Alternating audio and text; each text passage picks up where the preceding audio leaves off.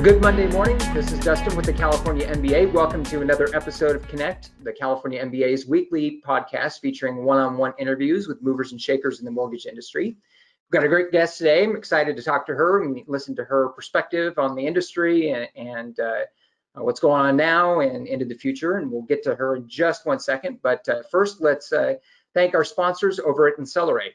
Accelerate, the leading mortgage lead management, CRM, and engagement platform that helps lenders close more loans by increasing efficiency gains across sales, marketing, operations, and management, has just announced the first of its kind mobile app.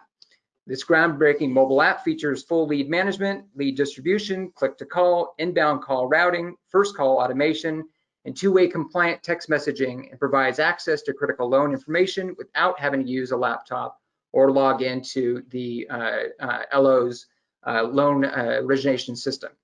So it also empowers loan officers by intelligently distributing leads, managing pipelines, prioritizing their day, automating best practices, and personalizing the borrower's journey, all from their mobile app. So for more information or to catch a demo, visit accelerate.com, or you can call the number in the description below. So before we get into our discussion, let's toss it over to Susan at the California MBA for this week's weekly video update. Susan? Hi, this is Susan with the California MBA here with your weekly video update. Well, we've got our Western States Craft Conference just around the corner, happening virtually September 9th and 10th. And I've got two great reasons for you to register today. First of all, please contact one of our conference sponsors because they can give you a promo code to register for this conference free of charge. That's right, contact any of those sponsors and they can give you that information so you can join us for free. Also, if you're registered by the end of today, you'll be entered to win a $500 Amazon gift card, compliments of Walker Dunlop. And if you're registered at any point during this week, we'll be doing a second drawing at the end of this week, another $500 Amazon gift card, compliments of Northmark. So thank you very much to our platinum sponsors for making those registration incentives possible. Of course, we'll be welcoming Mary Ludgen from Heitman, John Chang at Marcus & Millichap.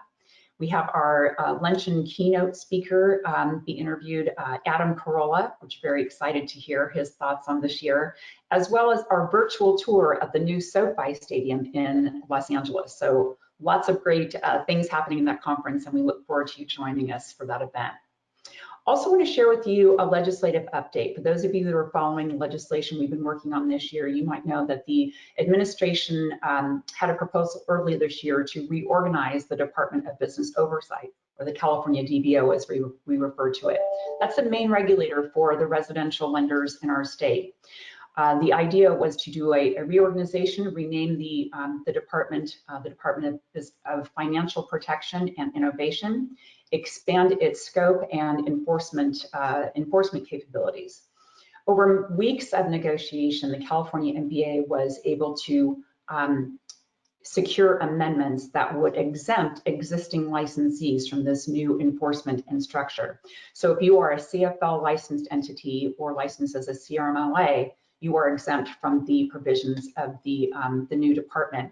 Reason being that the focus for the new department will be on unlicensed entities that are providing financial products in our industry. So very pleased with that outcome. I want to thank my lobbying team for doing such a great job this year. We've had many issues that have been very significant for the industry, and the California MBA is very proud to be the voice of the real estate finance industry in California.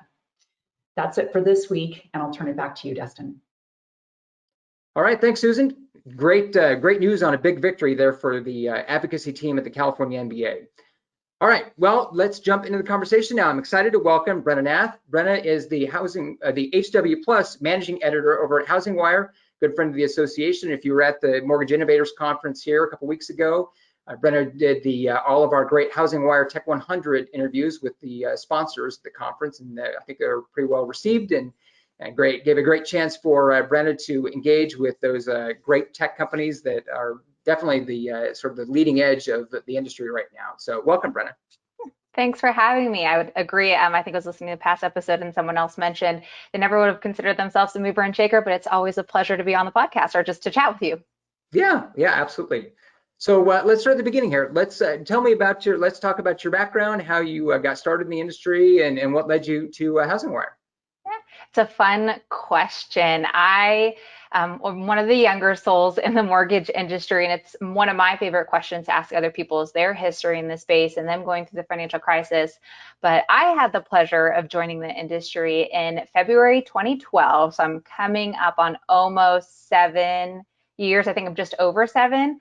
But I joined HousingWire fresh out of college. At the time, I interviewed with Jacob Gaffney, who is our former editor-in-chief. He had a couple roles before that, and I know a lot of people in the industry know who he is, and probably been following HousingWire since then. But I distinctly remember coming into the office on my first day of the interview and him asking me about the financial crisis. Do I know what it is? Do I have any history about money? And thankfully, I had the pleasure, thankfully my family wasn't super impacted by the financial crisis, so I didn't have any giant feelings towards it. I just remember thinking when I was graduating college, like, am I going to find a job? How's the job market doing? Which nowadays, a lot of what I write about is like, hey, the millennial generation also dealt with that, and now we're going through COVID. But when Jacob was hiring for the position, one of the things that he was looking for was someone who wasn't impacted by the financial crisis. I think it's really easy for people, especially journalists, maybe people who don't have as much blood, sweat, and tears in the industry, to be very negative towards it. And so he didn't want someone coming in and just writing negatively about the space over and over again, but he wanted someone to have a fresh eyes and fresh perspective. And so I kind of tapped into my family has always been a very frugal, financially wise family, thankfully. And so said, hey, I've always cared about finances. I think this is something I can really get into and enjoy. And so since over the last 7 years, I think once you get too deep in this industry, there's no going back. And so I've developed a very strong passion for it. But even in those moments, the first times I was working at HousingWire, I'd tell family members about the job and they'd be like, oh, Fannie and Freddie, I can't believe them, and saw firsthand the anger that a lot of consumers still had. And then, of course, got very defensive, like, no, this industry is changing. We're working. Look at all these innovative products, or look at these initiatives that have been put in place. So one thing I think that's great about HousingWire is we are B2B, similar kind of CMBA. You guys fight for the industry. And so being able to see firsthand and have firsthand interviews with people in this industry and see across the nation what people are doing has really just kind of fueled my passion for this space. And so I did leave briefly 2 years ago, and I went to go work for a company called The Money Source. What was great about that is, as everyone knows, this industry is very in depth. There's a lot of moving parts and pieces. And so The Money Source had a correspondent channel. They were a correspondent investor. They also had servicing, sub-servicing. And at the time, they had retail and wholesale. So talk about really stepping your toes in and knowing every channel filled. Especially correspondent. That's the one I think sometimes takes the most to learn.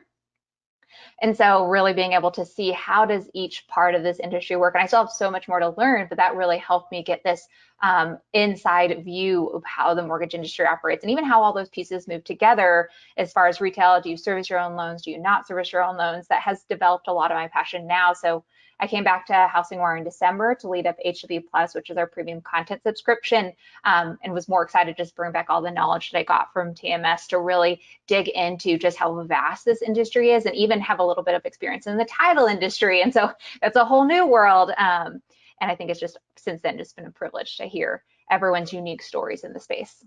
Well, and it had to have been a huge boost to, that time at TMS, just to sort of dig a little deeper and have, I always think that, people in my role, and also, certainly on the journalist side, you've got to have, your breadth of knowledge. It's a mile wide, an inch deep sometimes. And so to, dig in a little deeper there, now you're, 2 inches deep, maybe. But I'm curious if you have like a background in college. Did you study, the finances at all? I mean, it always kind of, when I think about it, it cracks me up. In college, I dropped out of macroeconomics after one day because it was too complicated. I changed my major over to a Bachelor of Arts from Bachelor of Science, just so I wouldn't have to do any more math or business. And then sure enough, I wind up here. No, I don't. That is a great question. My dad has always been a very budget wise person, so I had that. But in college, I think I took one finance class. I was a Bachelor of Arts as well. Didn't take too many in the science, but I do remember something I do think crossed over, a class that I loved a lot was ethics. And I think that in journalism has been really handy, but even in just the mortgage industry and how you define these regulations and rules. And so I've been able to kind of pull some pieces out, but no, I did though, back when I was at HousingWire, we had to take a lot of, your normal like regulation tests and rulings. And so from there, you get even more deeper knowledge of how financials work and the regulation that goes behind it. So that helps some. It's a steep learning curve, to say the least. Yep. So I'm curious, what would you say are the challenges facing journalists this year, and just in general? I mean, it's been, to say the least, a crazy year with pandemic. I mean, you've got just the crush of never-ending breaking news, it seems like. Yeah. And I know that journalists just in the last 5-10 years, the demands on your time for social media interaction has just gone through the roof. So, or is there something else? What's the biggest challenge you see this year? No, I think you touched on it perfectly, which something I think, and this goes right to you, Dustin, and really anyone else. I think about also the NBA at the national level is I think we're all burning the midnight oil right now. But I think that also speaks to the entire industry. And so the biggest challenge, which I think covers any job position, I think right now to me personally that I would advocate for is just like mental health or work-life balance. I think we're always on. And so, I mean, if you go back to March 2020 when I think things started to really take off, I had to have a lot of like tough conversations with friends about just like, okay, like I need to step away. I've never been more thankful to live in Colorado and be able to go camping and go to the mountains or just like take the time you need to step outside and get some fresh air, because everyone else was saying, oh, turn off the news, take a break in order to stay okay during the crisis. Like, no, we're the news. We have to live, breathe, and deep. And so at the very beginning, I remember being on some tough conversations with lenders about, there was so much unknown at the time. So are these lenders going to be able to stay afloat? Are they going to be able to keep their employees? Do you have to let people go? And having to report on that and just hear like kind of negative story after negative story takes a toll on your mental health.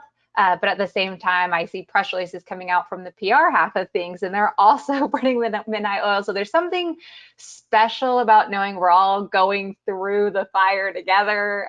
No pun intended. No, not to make light of the fires going on right now, but there's, I think, just a lot of us that were just kind of going through the trenches.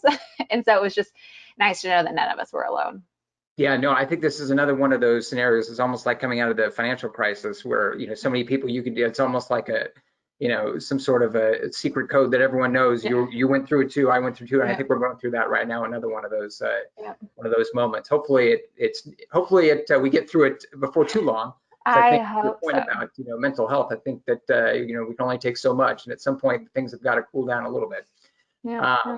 What would you say, working at a trade publication? I'm curious your thoughts on sort of the challenges, the unique differences between working and reporting for a trade publication as opposed to just a mainstream publication.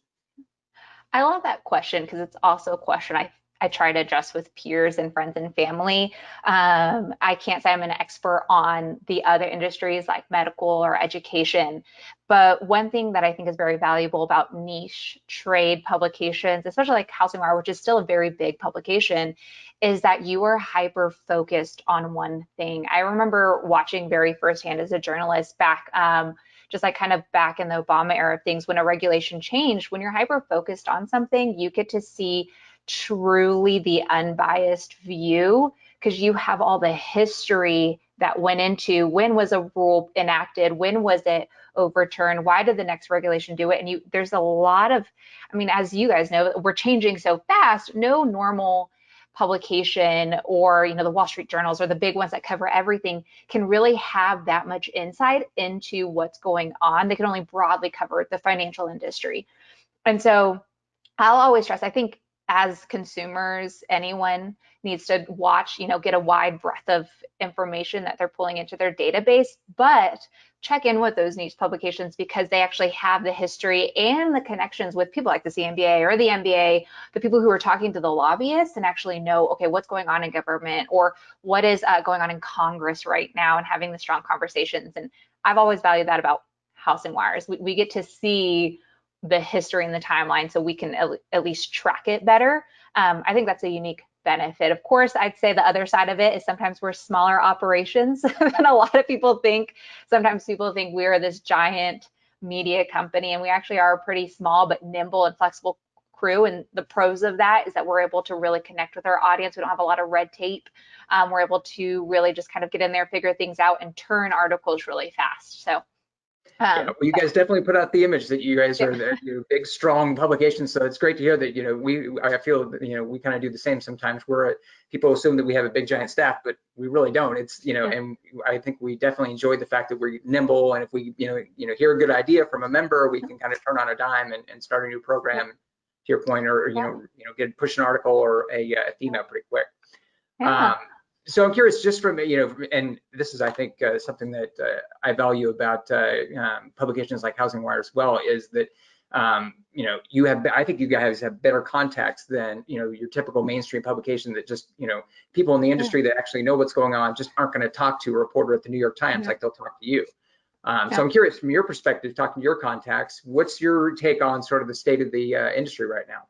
That's a big question, but I think definitely an important one right now. So I'll kind of highlight what I think we're watching. It might be a little bit long in depth, but when you think about just right now, one, we're changing so fast.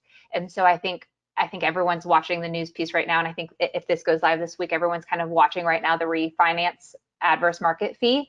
And because that touched so many parts of the industry, we're also getting a lot of feedback and contacts from different people in the market. One story that sticks out, and then I can kind of dive deeper into, is KK Howley, who is our editor at large, was talking with a loan officer, I think it was.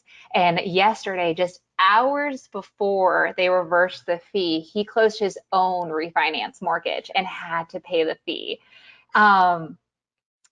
Which I'm sure other people talk about personally feeling it. It's one thing to feel for your borrowers, but at the end, kind of the silver lining, he said, was the fact that he did lock his rate at pretty low. And so if he did kind of restart the process, his rate would have been higher. And then maybe on the long term, it would have been a loss. But just the idea that just hours before the news came out. Yep. So going, I guess, deeper into it then. So like, obviously that news was switched yesterday, which was kind of a big deal. KK did pull into that deeper. And so I think what we're watching, we all saw the news yesterday. They kind of delayed it here for, I think it was 3 months to December 1st from September 1st. And with that, though, was just a lot of the questions that come out of that. So we reported on the news, everyone saw the industry reaction. But I think what we're getting feedback or pulsing people in on the industry is, one, what do you do with the people who were already in the pipeline to close? Are you going to eat the fee? Are they going to eat the fee? Are you just going to take the money? They were already having to manage all of those loans in their pipeline. So kind of hearing from the industry, what are they doing? Did they just maybe not even close those loans? Maybe they kept more loans on their own books in order to help. So that's something I think Is your sense that lenders are going to eat the fee more often than not? That's what I would say right now. I don't have the best answer for that because it happened yesterday. And so we're actively, I think, trying to figure out how everyone's navigating it. And I think too, one thing is everyone's busy right now trying to figure that out. And so that's just something that I think we're actively also just looking. So if anyone has feedback, we're open to it. I'd like to always remind people that we are an open inbox. I'd like to think that we respond and listen to, which is why we have such strong connections. And the other side of it, so outside of like, how is the industry navigating this, was what does this mean? I mean, talk about the boy who cried wolf, but what does it mean for the GSEs exiting conservatorship? I distinctly remember in 2013, so 7 years ago when I started at HousingWire, that was a very big news topic that we covered a lot. And here we are 7 years later, still writing about it. Temporary conservatorship. Yeah.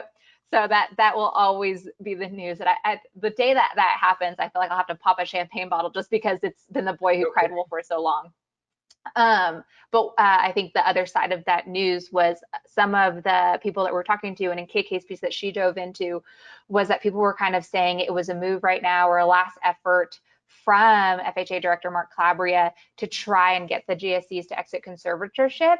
And then so much uncertainty coming with the fact that it's an election year. So right now there is a rule in place that they could switch, they could be fired at will. So will they exit conservatorship? We'll just be on this road even longer than reporting on it. But with that kind of deadline in mind, this was kind of a move to try to get somewhere with that. And so that's the other piece of the puzzle that we're kind of closely watching here. So twofold, like the current impact in the industry, what's going on at the government level with the GSEs. This was just a news piece that had a lot of legs to it.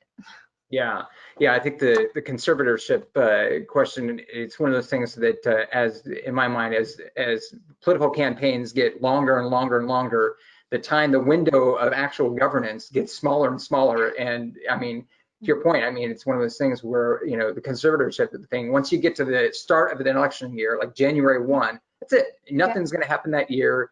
I mean, in a sense, even, big rate movements aren't going to happen that year. There's just not going to be a lot of change in that election year. And as the elections get, more spread out, it's like, well, I don't know if we're ever going to get to conservatorship, ending that anytime soon, it seems like. Yeah, and I mean, that's right up your guys' alley with talking to the government. Even local, we always talk about the local government. So that same thing happens where someone's trying to even pass a local law. They get it almost to the end and they don't get to open it up to the floor. And so they start the cycle all over again the following time that they can open courts again, or their local Congress.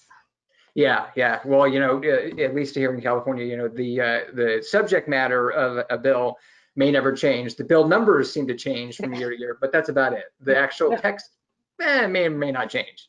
So I'm curious, what let's switch gears a little bit. Do you have any tips for companies on how to deal with media? I know this is something that's, I've tried to, in my position, work with our members for years on, and, encourage them to, on how to engage and when to engage and what, do's and don'ts kind of thing. But from your perspective, I'm curious to hear if we're talking to a company in the industry, how should they deal with reporters and media in general?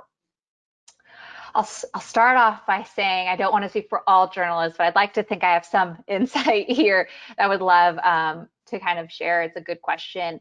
And first off, I think it goes without saying that even though I can't speak for all journalists, but we're all not the same. And what I mean by that is that I think I remember I have memories back when we were in the office, so pre-COVID days, pre-work from home. And we all, you don't know how someone's office works or their own journalist room, but we used to all sit in a little circle. We were in like a square, our desk all faced each other. And so someone would call each person in a circle, and then we all would get the same email at a time, which is kind of comical because you've heard this on the same thing about hiring side where someone's trying to poach an LO and they've emailed the same LO in the entire retail office, and the LOs joke, they're like, oh, did you get the email? I got the email. And they all got the same non-specific poaching email. And that same thing applies to journalism. So I think a lot of lenders can relate to that if they've all received the same pitch from someone. And journalists are no different. If we all get the same email or same copy and paste from everything, we know, and it's a little less likely to open it. I'm personally a very relational driven person. I mean, Dustin, I've had the pleasure of working with you for over the years at HousingWire, and I think taking the time to know the balance between building a relationship with the journalist, at least for like niche publications, when we're so closely involved in the industry, we're also at the same conferences that you guys are at, and getting to know them and like what are they actually writing about? What pieces do they need to cover for the day? And what insight knowledge do you guys have on the industry, and being able to share that with them, but also not, bombarding them all the time with phone calls, text messages, and emails. I think everyone's phone numbers these days are blurred between cell phones and normal phones. So I'm always open to a quick text, noting, hey, this is going on, but also understanding that we, like I said, are a small newsroom. And so I'd say the benefit is just trying to be personal, be really clear. And then lastly, maybe just a lot of people have amazing news and stories to share. If you read the website or if you read anything that's going on, it's not hard to see the trending topics. And oftentimes the companies everyone has their products or their services they want to put out, and sometimes those are informative, but also that means what's going on in the servicing industry, say, or what's going on in the correspondent industry that's unique, or maybe you have a lot of great internal staff, a lot of great sources that you could share inside that can give tips on what conversations they're having with the government, or even just helping understand some unique thing that maybe a journalist doesn't get yet. Those would all be kind of key points I would make. And then, I think those are the main tips I would share. All right. So then what about some, maybe some common misperceptions or some myths about dealing with reporters? I know that I've, talked to our members over the years about this, and some of them are, maybe have had a bad relationship, or, something's gone wrong working with a reporter, and then they immediately think all reporters in the entire world are all, a liberal New York Times reporter who's out to get them. I mean, that's honestly what I've heard from, more than one member over the years. And I try to, explain that. And there's, again, like you mentioned, I mean, there's not every reporter is built the same. Not every publication is built the same. And, you can't just have one bad experience and then kind of, throw everything out from there and be distrustful of the media, going forward. And you can't just, especially for people that are really engaged politically, they kind of see, the political news coverage as, well, those are the same reporters who then are going to write about my company and me on the, on the mortgage side. I kind of want to talk to them. So maybe what's, as some, bust some myths for us here on, reporters. What's great about, I think, this conversation that I hope listeners understand too is, Dustin, you're the PR person and I'm the journalist. So it's really us two communicating. So I even hope, anyone listening knowing that like great relationships with PR people is such a key part of it. And so to me, that ties right into the common perception, which you just hit the nail on the head, which is that we're going to twist your words or we're just out to get you. We do have a responsibility as journalists to tell the truth. And unfortunately, as a lot of people know, there are bad players in the industry. I'd hope to think everyone cares enough about this industry that they want the good people to shine, and there are bad players. And that's part of journalism, and someone, needs to keep that accountability or, keep the truth out there for the public.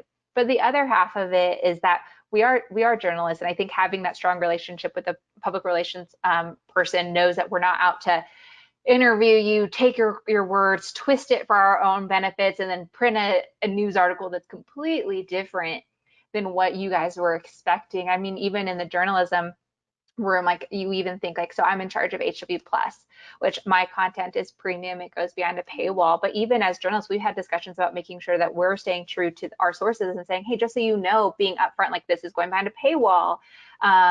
This is important. Trying to keep that trust between us and our source is something we value.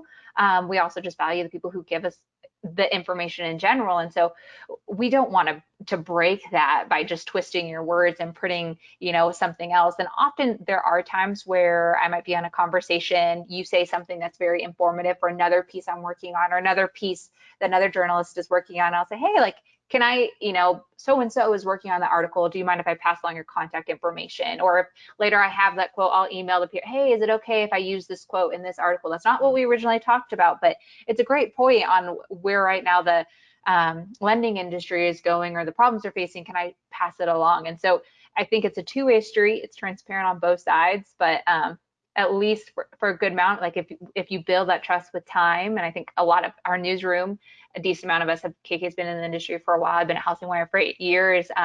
We've gotten really close to our contacts. And so that relationship is a huge part. So that's a common misconception or myth, the biggest one too. Yeah, no, I completely agree. It's, it kind of drives me nuts that, you talk to, especially because you say, and I don't think this is necessarily the same thing at especially a mainstream publication, where I think you get journalists that kind of bounce back and forth between beats and between publications. And like you said, I mean, there's a lot of longevity at HousingWire. You guys have no interest in, burning sources or, or companies and as you said, kind of treating them poorly and, ruining that relationship, because I mean, then you've got no news. Yeah, that's a great way to put it. We have we've built a lot of time, longevity, blood, sweat, and tears into these relationships. So we're not looking to jeopardize them. Yeah, no, I agree. So I would definitely, encourage folks out there, be, careful to say what you want to say and be clear with when you speak with the reporters, but don't be afraid. You can't, I would certainly not base your decision making on fear. And I think, too often I see that with members over the years. Anyway, moving on here, question for you. As someone who gets, as you mentioned earlier, so you get your inbox is constantly filled with requests for either publication, or they've got a press release, or announcement coming out for a new product, or someone getting hired somewhere else, a promotion, something like that. I mean, your inbox is full all the time. How, from a lender's point of view, or a service vendor in the industry, how can I actually break through the sort of the noise that goes on constantly and actually get my voice heard, get my story out there? Yeah, that is a question that's always been unique to me or fascinated me. There's been a lot of times where I'm very active on LinkedIn. I post a lot. I'm on there a lot of people at HousingWire are. I'd say that's the number one platform we're on, but there's also Facebook, Twitter, that we actively check. But one thing that's fascinated me is there have been times where I try to look for a source or I try to look for a piece of the information. And so I will, like subconsciously, you're scrolling social media, you see the people who post a lot. You see the people who are only posting self-serving things. You see the people who post thought leadership. And I'd say we're always actively watching that. I'm always looking to see who's posting informative blogs or has a different thought on what's going on. And I'm also posting stuff about conferences and things like that, but also just your general thought piece. And I watch stuff like that and then later think, oh, I need a source for this. This person's kind of doing their thing on LinkedIn. They're posting blogs, they're posting commentary, and I see that, or they added me, they're engaging with me on these platforms. Let me, message them. I'd say email is just one way to get a hold of a journalist, but also meeting them where they're at. So if you're following them on Twitter and respond to their tweets, sometimes that's the least we're just as active. I joke that if you send me a message on LinkedIn, it's no different than texting me. It all goes to my phone. I'm going to check the same place. And the same goes for email. It's just email is the most crowded. And so the best advice I'd have for a company is, yes, send me the email with your unique idea. Everyone has a voice. Everyone has different people in the company that have shine and unique facts, but also kind of don't be afraid to just look at HousingWire, post on LinkedIn, post on Twitter. We're also actively watching those places and seeing what you're doing. We often work with the MBA, the people who are on the committees. Like recently, I needed to do an article on diversity and inclusion. And so even though I use the MBA's lead person for their diversity and inclusion council, she's her own lender and the president of that. So I was able to, spotlight another company. So the people who are actively involved in the industry, the people who are actively posting because they care and have a passion, we see that. And they're also the people who have great things to share. Yeah. Well, and I always tell companies too that one of the biggest things that, I always tell them as far as working with reporters, get back to them. If a reporter reaches out to you, make sure you respond. Because that may be the only time you get that response. And if you don't, like you said, if you don't work on that relationship on your end, don't expect the reporter to call you next time there's a story in your sector. That's a good piece. Just quick communication. I always try to respond fast and say, I received your email, I'll let you know. Stuff like that. Communication and everything in life, you can take it from your personal life to professional life. Communication is important. Absolutely. So running out of time here. So last question for you, and I think this one is particularly relevant with everything that's gone on this year, and especially looking back to past crises.